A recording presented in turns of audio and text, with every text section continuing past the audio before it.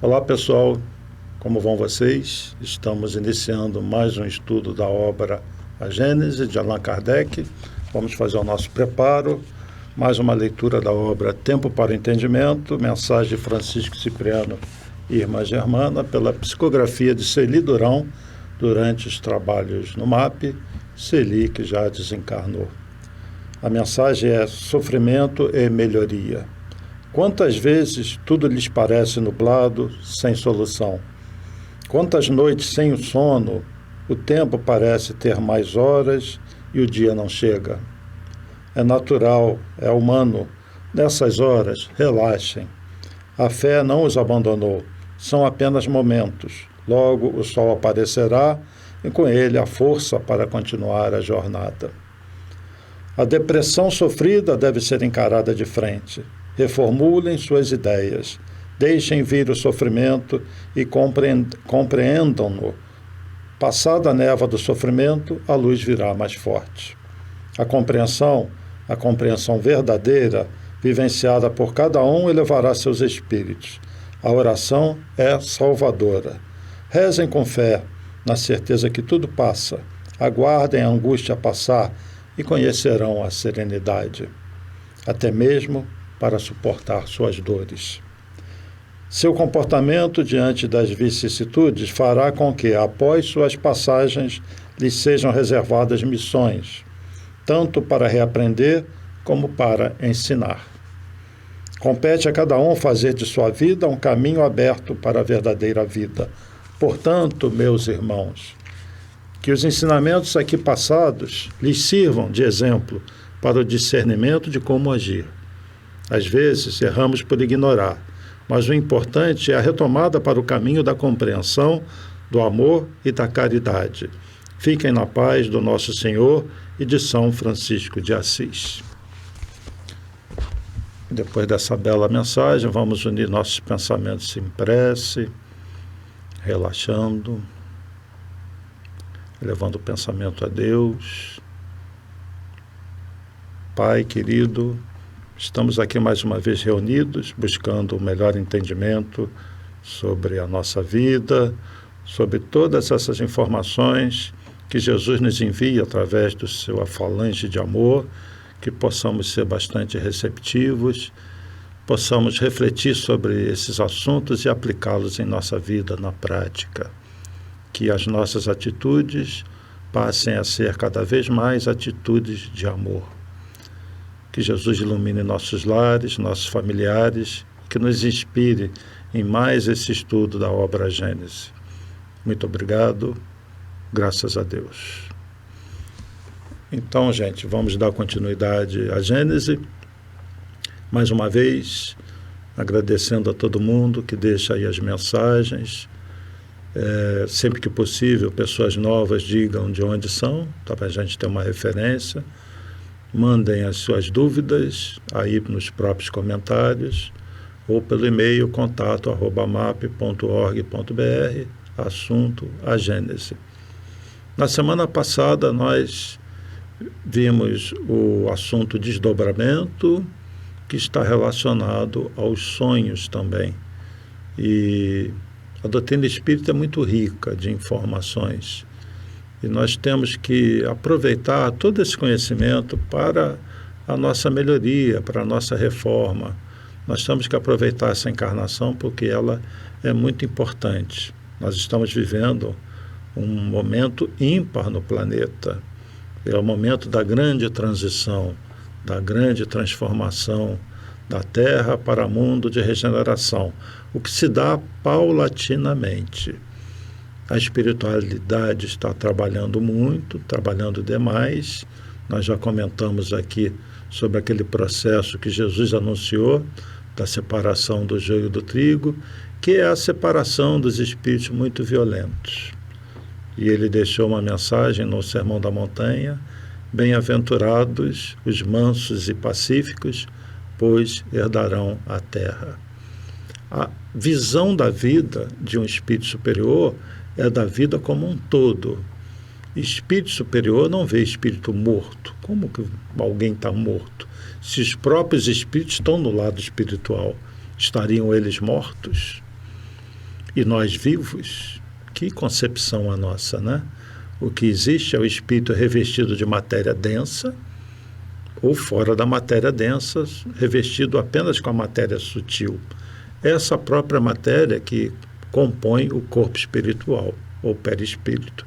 Então, numa visão superior, o espírito, ele encarna, se reveste de matéria densa para uma experiência, passa um tempo de vida, que é muito variável, de vida material densa, e se despe dessa matéria densa e volta para a sua condição normal, com seu corpo espiritual, que é matéria. Mas o espírito é sempre o mesmo, alternando sua existência no plano físico e no espiritual. Por isso, de fato, na verdade, a vida é uma só. Nós falamos em várias vidas. Na verdade, o correto seria de falar de várias personalidades que nós assumimos. Mas o espírito é sempre o mesmo. Por exemplo, Emmanuel já teve uma personalidade como Públio Lentulus, senador romano. Isso está gravado nele. E depois ele teve outras encarnações, né? Nós sabemos, por exemplo, que Judas, e quem não sabe fique sabendo, teve várias encarnações, e a última delas no corpo de uma mulher, como Joana d'Arc, resgatando todos os seus erros. E hoje é um espírito de luz, comparado a nós, né? Voltou a ser um grande trabalhador do Cristo, porque ele foi, mas se desviou do caminho. Muita coisa nós temos ainda para aprender, mas uma coisa fica bem clara para nós: a beleza da vida. E não vejam a beleza da vida como sendo essa apenas do mundo material, que já é belíssimo, o que nos faz refletir sobre a bondade de Deus, que mesmo para espíritos rebeldes, inferiores, muito voltados ao mal, ele destina uma morada belíssima, porque o planeta Terra é de uma beleza, a beleza da natureza, dos animais, é uma coisa impressionante. Imaginem as esferas superiores, imaginem os mundos que nós não conseguimos ver com os sentidos físicos, mas que existem nessa outra matéria. Por isso, alguns espíritos em desdobramento, em estado de êxtase, voltam extasiados com o que eles veem. Um deles é Leon Denis, e num determinado trecho da obra Depois da Morte, ele fala, certamente de um desdobramento dele, que o que ele viu era tão bonito, tão belo, que chegou a assustar. Ele fala assim, que era tão bonito que chegou o sentimento dele às raias do pavor. Ele usa essas palavras, Leon Denis, de tanta beleza que ele viu. Então, minha gente, nós temos muita coisa que nós vamos ver belíssimas pela frente. Mas antes precisamos ser belíssimos por dentro. Esse é o nosso desafio e Jesus nos deixa então o Evangelho para nos ensinar como fazer isso. Hoje na Gênesis nós vamos entrar no item 31, que fala de um assunto muito importante para todos nós, que vivenciamos a casa espírita, para quem trabalha, para quem visita, que é sobre as curas espirituais. Então vamos lá, item 31. Como vimos, o fluido universal é o elemento primitivo do corpo carnal e do perispírito.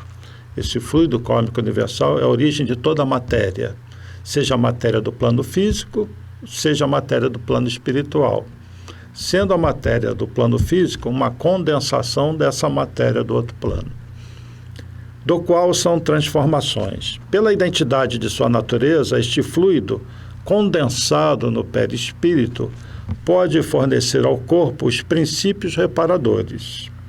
O agente propulsor é o espírito, encarnado ou desencarnado, que infiltra num corpo deteriorado uma parte da substância de seu envoltório fluídico. E aqui vem uma informação muito importante. A cura se opera pela substituição de uma molécula sã a uma molécula malsã. Ou seja, você tem uma molécula doente. Como você vai realizar a cura? Substituindo essa molécula doente por uma molécula saudável. Mas como que é isso? Vamos falar já já. A potência curadora estará, pois, em razão da pureza da substância inoculada. Ela depende ainda da energia da vontade, a qual provoca uma emissão fluídica mais abundante e dá ao fluido uma força maior de penetração.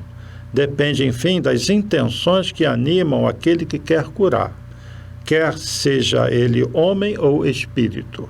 Os fluidos que emanam de uma fonte impura são como substâncias médicas alteradas.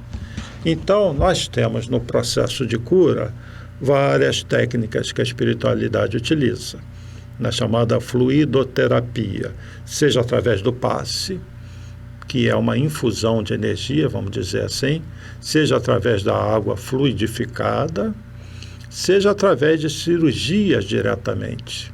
As cirurgias espirituais, elas são realizadas no corpo espiritual, no perispírito, não necessariamente no corpo físico. Essa coisa de médium cortar o corpo para uma cirurgia espiritual, isso praticamente não existe mais. Quando isso aconteceu, foi apenas para a espiritualidade mostrar para os encarnados que os espíritos estavam lá e o que eles podem fazer. Na verdade, no caso de cirurgias, eles atuam muito no perispírito, por quê? Nós temos no nosso corpo físico, creio que já falei isso aqui antes, mas é bom repetir, as nossas células, elas não são as mesmas ao longo da vida. Leva em torno de 53, 54 semanas, um pouquinho mais, 55, 56, um pouco mais de um ano, para que todas as células sejam renovadas. Então, esse processo da renovação celular é constante. Ou seja, as células que nós temos hoje não são as mesmas de 2, 3, 4, 5 anos atrás. E as células vão sempre se renovando. O corpo espiritual tem uma participação nisso. Não é um processo apenas biológico. Existe uma ligação vibratória do DNA com o corpo físico, com o corpo espiritual, com o perispírito. O que acontece com uma doença, tipo um tumor? O corpo espiritual está lesionado, ele está com uma descompensação vibratória. Na hora de reproduzir uma molécula no corpo físico, essa molécula é reproduzida doente, porque a matriz que vai copiar o corpo espiritual, né, o corpo físico, copia uma molécula que está doente. Se você não substituir aquela molécula por uma molécula saudável, né, você vai continuar doente. Então, muitas cirurgias são feitas no corpo espiritual.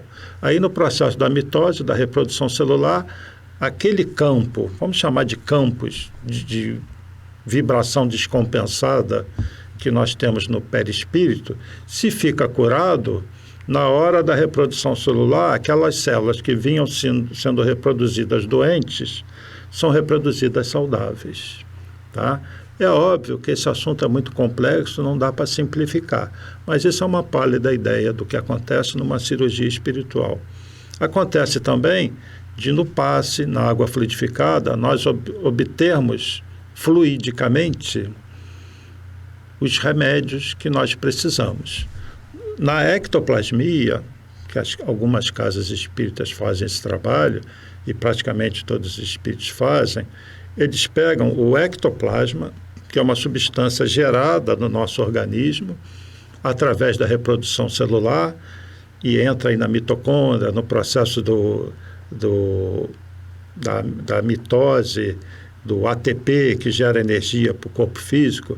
Eles conseguem extrair das células uma parte daquele citoplasma que se expande em condições especiais. Os médiuns de ectoplasmia, normalmente, submetidos a um estado vibratório através de canções e preces, fazem com que a mitose se acelera. E aquela célula que ia se reproduzir normalmente, ela infla, ela rapidamente forma o seu citoplasma e numa quantidade maior, de forma que o citoplasma atravessa a membrana celular. Então, o que estava dentro da célula, cito, é uma palavra grega que significa dentro de, passa para fora, ecto, fora de. citoplasma, ectoplasma. E isso vai pelo organismo e é exalado pelos poros, pelos orifícios, principalmente nariz e boca, ouvidos, e a espiritualidade vai lá e capta esse ectoplasma, que então vem do campo celular e que é matéria-prima. E numa verdadeira farmácia de manipulação espiritual, eles misturam com ectofitoplasma, que é a mesma substância gerada nos vegetais, e pegam também dos animais e outras energias da natureza, e isso se torna um fluido. Eu digo de brincadeira que tem o pirlim-pim-pim da espiritualidade, que eles reinjetam na pessoa que está doente de alguma forma, no campo celular, numa determinada região. E aí entra uma outra medicina, que é a nossa sequer arranha, que é o conhecimento dos espíritos superiores ligados à ciência, que conhece o corpo físico, conhece a fisiologia do corpo espiritual, conhece as relações que existem entre ambos, a manipulação de energias, ou seja, isso foge ao conhecimento da nossa ciência. Nós só temos uma pálida ideia do que eles fazem, tá bem? Então, item 32.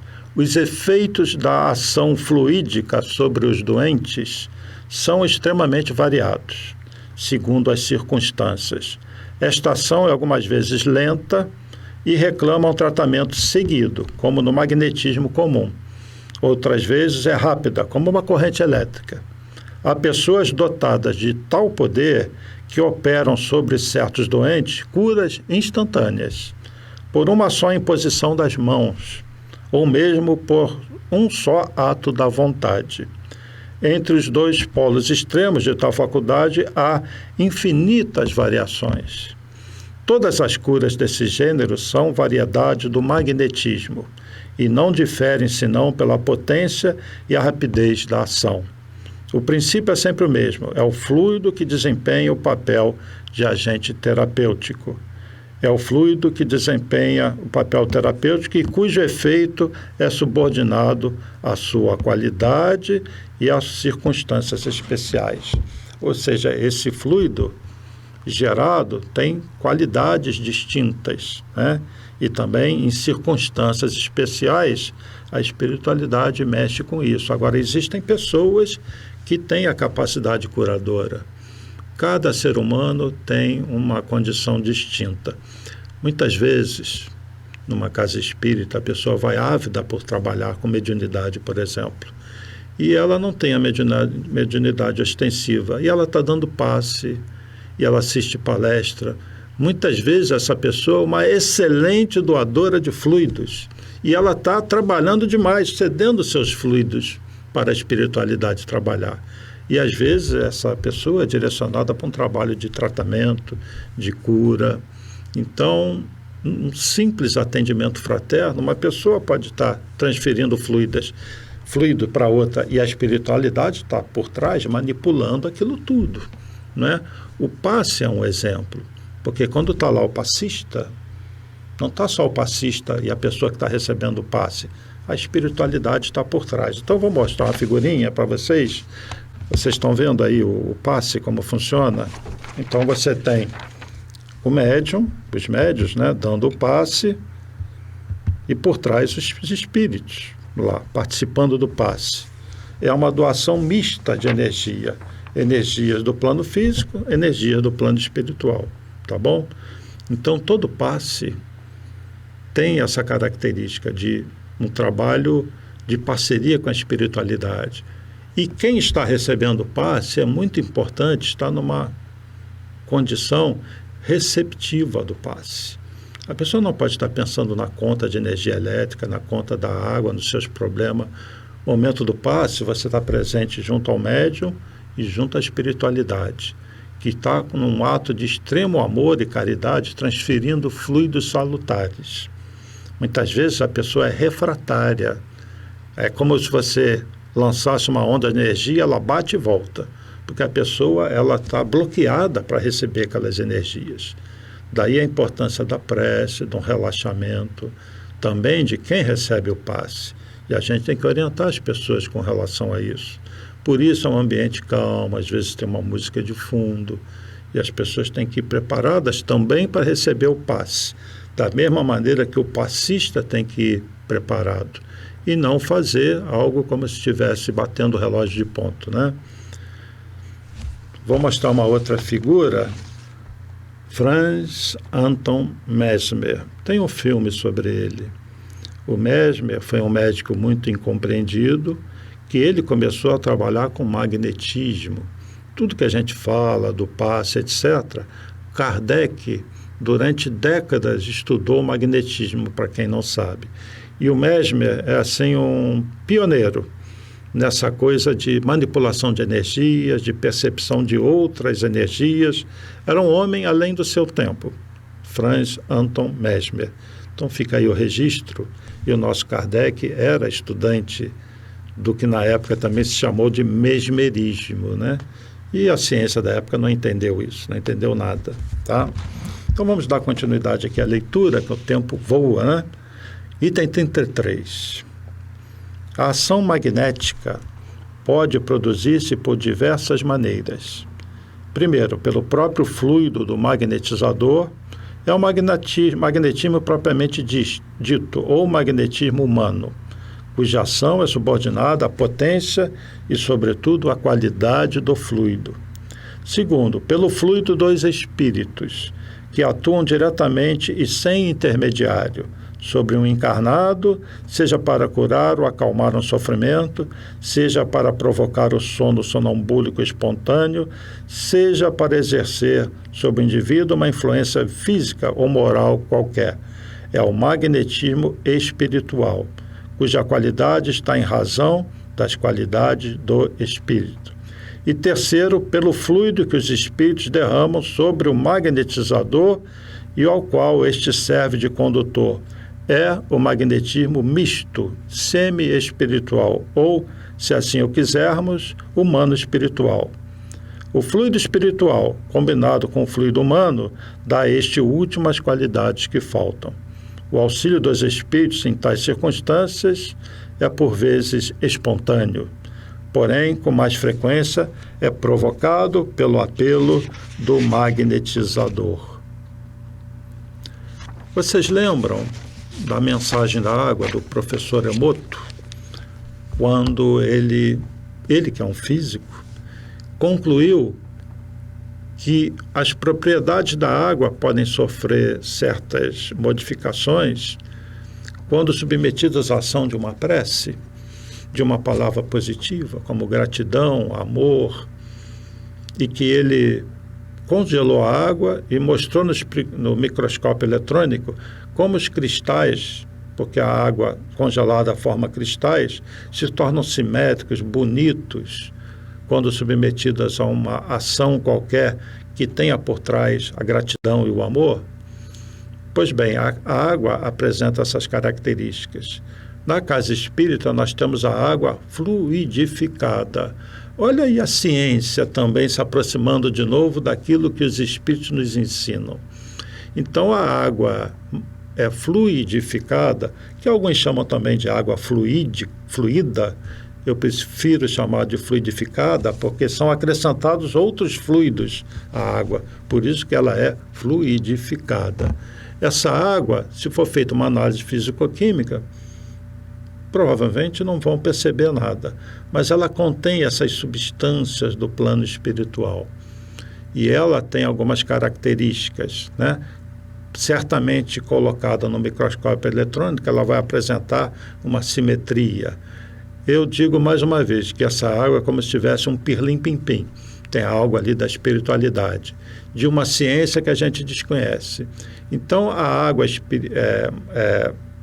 fluidificada, ela pode ser fluidificada pelo magnetizador, pelo próprio médium, ela pode ser fluidificada somente pelos espíritos, e ela pode ser fluidificada pelos espíritos e pelo magnetizador, pelo médium. Então, vou mostrar mais uma figura. Estão vendo? Então, a fluidificação magnética, está lá o médium, com a sua mãozinha imposta sobre um recipiente de água. A fluidificação espiritual, simplesmente um espírito fluidificando a água. E tem a mista, quando mistura os dois. Aí, nesse caso, o espírito transfere para o médium algumas energias, essas energias são misturadas e a água tem uma fluidificação mista. E ali a figurinha de uma pessoa com a imposição da mão sobre a água. E essa água, então, vai trazer benefícios para a pessoa. Então, na casa espírita, na maior parte delas, é dito para os frequentadores para levarem sua garrafinha de água, né? Essa garrafa de água, ela precisa ser individual, ou seja, é a pessoa que vai beber que precisa, essa garrafa é para ela. Se numa casa tem 3 pessoas, leva 3 garrafinhas, porque a espiritualidade tem a condição de fluidificar a água e botar esse, entre aspas, pirlim-pim-pim, específico para cada pessoa, tá bem? Outra coisa, não bebam no gargalo e nem deixem na geladeira. Por quê? Você bebendo no gargalo, queira ou não, você está transferindo suas substâncias, você está contaminando essa água que está muito pura, que a espiritualidade teve o trabalho de fluidificar. Então coloca num copinho e beba. E não coloque na geladeira, porque essa água fluídica, com elementos muito sutis, a geladeira tem várias energias circulando ali, inclusive de carne, que pode estar descongelada. Vamos falar assim, num português bem claro, tem um bicho morto ali. É duro falar isso, mas é verdade, né? E outras fragrâncias, outros aromas que a geladeira tem e que não vão ser muito recomendados para essa garrafinha. Coloque num lugar que não esteja submetido à luz, pode deixar a garrafa fechada e você pode beber um pouquinho dessa água todo dia. Uma garrafinha para cada pessoa é o ideal, tá bom? Então essa é a explicação por que não beber direto na garrafa, não botar na geladeira, tá bem?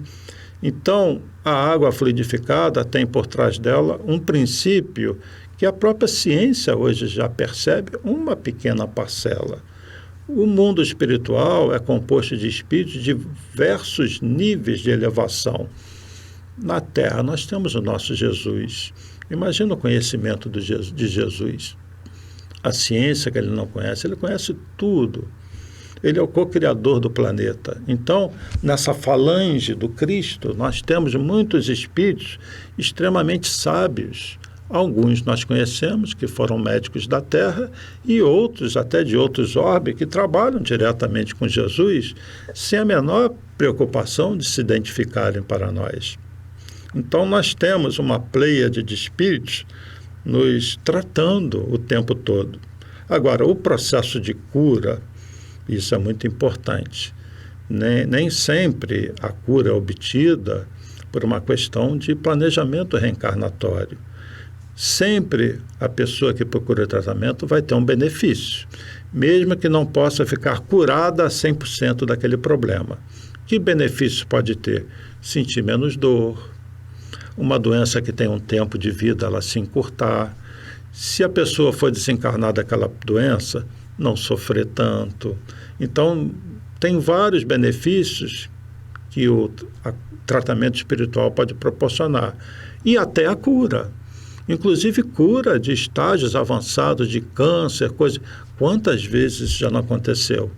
No próprio MAP nós temos relatos disso, né? De curas, coisas fantásticas. E é lógico que isso não é divulgado aos 4 ventos, mas acontece, né? Agora, qual é a verdadeira cura? É a cura do espírito. Eu passei há um bom tempo no início, quando nós estávamos falando de fenômenos físicos, isso está nas primeiras aulas, sobre o médium Peixotinho. Eu só vou repetir a história aqui, vocês vão lembrar quem assistiu. O Peixotinho fazia coisas fantásticas, né? Ele foi um médium que trabalhou de forma muito humilde e na casa dele aconteciam os fenômenos de materialização de espíritos e curas, essa questão do ectoplasma, dessa manipulação de fluidos. A espiritualidade até usou o Peixotinho para nos ensinar sobre isso. Então, teve um momento lá que foi uma senhora chamada Ledinha, até lembrei do nome. E ela dizia assim, ela já estava vendo sinais estranhos na pele e ela falou que ela tinha pavor de ter lepra na época, né, a hanseníase, pavor. e que se ela tivesse lepra, ela iria cometer o suicídio. Pois bem, correm as reuniões do Peixotinho, ela vai numa das reuniões e se materializa de corpo inteiro o espírito que nós conhecemos como Irmã Sheila, que foi uma enfermeira na Segunda Guerra Mundial, que num bombardeio foi trazida para o Brasil espiritualmente e passou a trabalhar nesse grupo do Peixotinho na cidade de Campos. Pois bem, Sheila se materializa, chega para Ledinha e fala assim, Ledinha, você está com lepra, mas você não pode se suicidar, porque já é a terceira vez que você encarna com o mesmo problema por questões kármicas e que você foge pela via do suicídio, e cada vez você piora mais a sua situação. E Ledinha, vendo aquele espírito materializado, com essa informação, são aqueles momentos que a nossa alma se transforma. Ela diz, pode deixar que eu não vou cometer o suicídio. E conta, então, uma das filhas do Peixotinho, que a família de Ledinha tinha posses. Então construíram tipo um quartinho para ela, na residência onde morava, e ela ficou lá, e ela entrou naquele processo de deteriorização do corpo, né? Ficou cega, e ela, num dos contatos com o Peixotinho, fala assim, Peixotinho, ainda bem que eu fiquei cega, que eu não posso ver as deformidades do meu corpo. E ela então desencarna. E o Peixotinho falou então, com todo orgulho, que essa foi a maior cura que ele fez na vida dele, porque é a cura do espírito. Então nós que ficamos doentes, com toda a razão, com toda a lógica, a gente procura a cura, não vamos nos esquecer disso, que a cura espiritual é que a gente traz dentro de nós, aquela força que a gente tem que ter nesses momentos difíceis, e vamos buscar assim a ajuda dos espíritos nos processos de cura, mas vamos nos curar por dentro, nos nossos sentimentos, nos nossos pensamentos, e todas essas doenças que provavelmente nós trazemos há muitas encarnações, elas deixam de se manifestar, porque o corpo físico reflete o corpo espiritual, tá bem? Então, continuando aqui a nossa leitura, item 34. A faculdade de curar pela influência fluídica é muito comum e pode desenvolver-se mediante o exercício. Interessante, né? Porém, a de curar instantaneamente pela imposição das mãos é mais rara. E seu apogeu pode ser considerado como excepcional. Então, existem muitas diferenças entre um estado e outro do médium que trabalha com cura. Alguns têm maior capacidade fluídica, vamos dizer assim, mas não se esqueçam nunca que nos processos de cura na casa espírita, sempre a espiritualidade está lá. E nós costumamos dizer, né, que a verdadeira cura vem de Deus. São os espíritos que curam, ou seja, Deus cura através de seus filhos. Deus atua nas criaturas através das criaturas, estejam desencarnados ou encarnados. Então, um espírito que está encarnado, ele de repente pode ter uma capacidade de cura que ele tinha quando desencarnado. Mas no corpo físico ele vai ter a vantagem de ter alguns fluidos que só o corpo mais animal tem. E esses fluidos podem ser úteis para a espiritualidade. Eu vou passar um outro vídeo para vocês, que é sobre cura de um médium, que é uma pessoa muito simples. É um vídeo de 6 minutos e 50 segundos. E eu aqui aproveito também os estudos para divulgar algumas pessoas, alguns médiuns, alguns palestrantes. E no caso aí é o João Berbel. Ele vai falar sobre essa mediunidade de cura e a gente volta já já, então fiquem com o João falando sobre cura. E a minha primeira pergunta, hoje o programa é sobre cura, né, João Berbel? Eu gostaria que você nos elucidasse, todas as pessoas têm esse dom de cura? Todas as criaturas que existem na Terra, existe energias magnéticas. Todas as criaturas que vivem na Terra têm o dom da cura. Uns têm mais adiantado esse dom, porque tem uma energia mais pura, outros menos pura, mas tudo está relacionado à fé de cada um. O que cura as pessoas é o amor. O amor é a energia universal que nos eleva até Deus. E Deus é o parâmetro final de cada um de nós. É através do amor, daquele amor que Jesus usou para curar as pessoas, porque Jesus foi o maior médium de cura que pisou nessa terra. E isso a gente não pode negar. Para trazer o seu evangelho, o que ele fez? Curava as pessoas. E sempre mostrando às pessoas, eu não te curei, a sua fé te curou. Então aquele desejo, aquela vontade que a pessoa tem de se curar, ela se cura. Mas se ela tiver a mesma vontade, o mesmo desejo de curar alguém, também ela vai curar alguém. João Berbel, na obtenção dessa cura, o Espiritismo ele sugere algumas práticas, não é? A questão do tratamento de passes, a água fluidificada, sugere também as cirurgias espirituais. Como saber qual delas, quando usar, como usar, qual é o critério, João Berbel? Eu acredito que todas as técnicas que uma pessoa utilizar para ajudar alguém, seja lá qual o problema que a pessoa tem, seja lá qual o tipo da enfermidade que a pessoa tem, eu acho muito válido, né? Nós tivemos no passado médios que curavam através do passe de sopro, né? Coisa que não se vê nos dias de hoje. Verdade. Como o nosso querido Padre Pio, né? Lá de Petrocina, que foi um médium de cura também, né? E trazendo nas suas mãos a estimativa de Jesus, a chaga de Jesus nas mãos. E ele era de uma bondade tão grande por curar as pessoas. Aquele desejo de curar as pessoas era grande. Ele utilizava a cura através do quê? Soprando as pessoas. Ele soprava nas pessoas para curar. Que depois, há muito tempo atrás, nós vimos na doutrina espírita o passe de sopro, né? Que hoje a gente não se vê falar nisso mais. Mas os mais antigos que estão nos assistindo vão lembrar das situações. E falando de Padre Pio, né? É um espírito de um conhecimento tão grande, de uma energia tão grande. Por isso que eu falo para você que é o amor que cura. Padre Pio da Petrocina, ele foi preso pela Igreja Católica, foi 8 anos preso. E então ele nunca disse uma palavra em defesa sua própria. Sempre quando alguém, com os cardeais, que impressionava ele por causa que ele curava as pessoas e era proibido utilizar técnicas espirituais, que era perseguido pelo catolicismo, pelos nossos irmãos católicos, e também por ele tirar o dinheiro da igreja para dar para as famílias pobres. Então ele foi preso, ele ficou preso por 8 anos. E quando os cardeais vinham interrogar ele sempre permanecia em silêncio.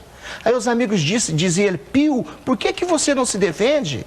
Ele disse, todo o mal que eles fizerem contra mim nessa terra não vai ser nem um pouquinho daquilo que Jesus passou para nos mostrar o amor, né? Então a gente vê técnicas de cura, né? Vários métodos dando passe, água fluida, né? E a única coisa que que eu usei no passado, pela minha ignorância, pela minha falta de amor, foi usando um bisturi com lâmina, né? E graças a Deus, através do nosso querido Chico Xavier, eu abandonei a lâmina do bisturi e pude fazer a cirurgia sem corte. Minha filha, eu arranquei a lâmina daquele bisturi e joguei longe. E aí aquela energia que eu gastava para poder cortar as pessoas sem a pessoa sentir dor, o que aconteceu? Serviu para desmaterializar o tumor. Olha. Né? Porque hoje é mais fácil você curar um câncer, você curar uma doença que não tem cura dentro da medicina, certo? Do que você curar um resfriado, você curar uma dor. Então, a cirurgia espiritual é feita para isso. Eu acho que todo um método que a pessoa procurar, na intenção de ajudar o seu próximo, na intenção de para curar o ser humano, eu acho válido. E tem ajudado muitos médicos que estão iniciando com o trabalho de cura. A gente vai orientando, porque a gente pede pela experiência que a gente tem do passado, que as pessoas não venham tocar nas pessoas, não venham cortar, não venham fazer isso. Porque quando você faz um corte na pessoa, a cirurgia já não é espiritual mais. Ela passa a ser uma cirurgia convencional. Cabe aos médicos fazer isso. Eles estão aí para fazer isso, então esse trabalho é deles. O trabalho de cirurgia espiritual é tirar as doenças que estão no corpo espiritual. né? Que está no perispírito das pessoas. Porque quando nós curamos a nossa alma, com certeza o nosso corpo foi curado. E quem fez as doenças para nós? Foi nós mesmos, né? Não foi Deus que criou a doença para nós. Isso. Nós criamos as nossas doenças. Então depende de nós mesmos livrarmos das nossas doenças. E de que jeito que a gente cria as nossas doenças, João Berbel? Por que a gente fica doente? A imperfeição do homem. Olha, a gente pensa demais, vê demais, todas as vezes que alguém nos pergunta, isso a gente volta lá em Jesus, né? Porque Jesus passou o tempo, passou a ciência, passou tudo, mas Jesus está aí, o ensinamento está aí, né? E a gente vê aí, nada que entra pela boca do homem faz mal que sai. Você já imaginou o tanto que as criaturas têm a capacidade de exercitar o pensamento para o lado mal, do que para o lado bem? Quantas pessoas olham na outra, medindo a altura material das pessoas, os bens materiais? A gente vê os lugares que a gente chega, que a gente vê, se a gente nota que tem uma pessoa que tem uma situação de vida melhor, é mais recebida, mais bem do que a outra, né? O pensamento, a sexualidade que está ainda na alma humana, que nós trazemos lá dos animais ainda, que é forte. E aí, assistiram João Berbel? Ele é um médium que trabalha lá em São Paulo e Franca, já atendeu centenas de milhares de pessoas. E é interessante que ele falou do sopro, né? A gente fala pouco sobre isso. Quem é que já não teve aquela situação de um machucado e a mãe vai e sopra o machucado? Ali não é só o ar que está sendo expelido, é o que ele fala. Existem energias que a gente não compreende. Então esse sopro da mãe é carregado de amor, é carregado de algumas energias que nós um dia vamos compreender melhor, né? Então existe o passe de sopro também. Então no universo nós estamos cercados de energias que a gente nem imagina. Quando nós éramos pequenos, né? Quantas vezes nós ralamos o pé? Hoje as crianças estão... Depende do lugar também. Mas muitas só andam de tênis, só andam em shopping, né? Mas aquelas crianças que tiveram a oportunidade de brincar de pico-esconde, amarelinha, né? Brincadeiras na rua, quantas vezes não machucou o dedão do pé, não ralou a perna? E muito tempo atrás existia um negócio chamado mertiolate. Quem é que já passou mertiolate aí no machucado? Aquilo arde para burro. E a mãe vinha e soprava, às vezes nós mesmos soprávamos, né? E sem querer ali havia uma cura complementar. De repente, aquela asepsia era muito mais, talvez, pelo sopro do que pelo próprio mertiolate. Quem vai dizer que sim ou que não, né?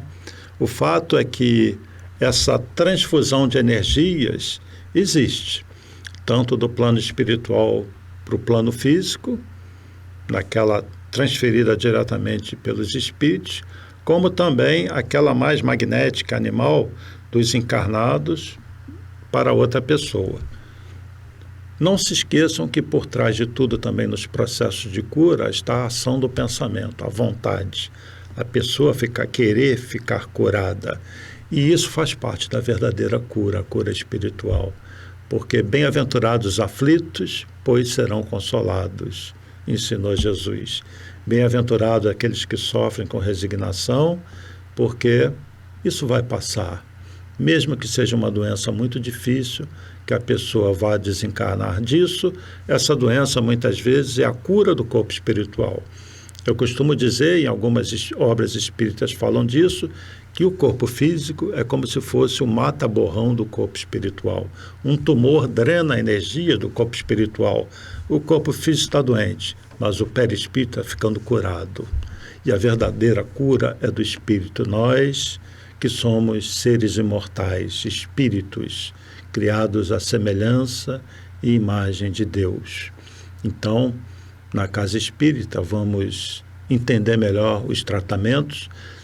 No próximo estudo, na próxima aula, eu posso iniciar falando um pouquinho sobre os trabalhos de tratamento espiritual do MAP, que são bem parecidos com os trabalhos da maior parte das casas espíritas. Então, podemos começar por aí no próximo estudo. Mas, por enquanto, nosso tempo terminou.